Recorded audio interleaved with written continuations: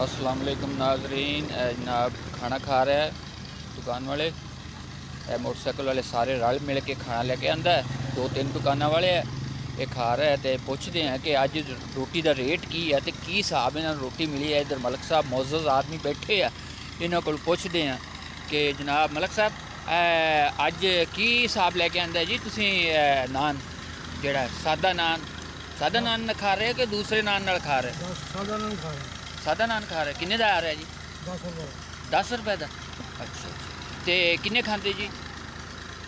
किन्ने खाते हो एक जीना? एक एक डेढ़ बस।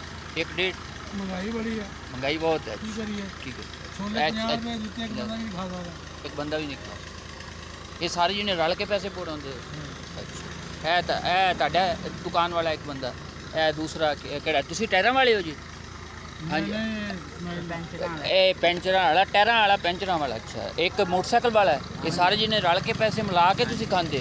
अच्छा मतलब मिला के ना खाओ तो फिर तुहानूं महंगी पैंदी है। तो घर भी नहीं जाते? मतलब मोटरसाइकिल का तेल का खर्चा पै जाता कितना? 100 रुपये पै जाता एक जीने का। मतलब कि तुसीं अगर घरों मंगाओ तो 200-250 रुपया तुहाडा जिहड़ा ना घर का खर्चा है।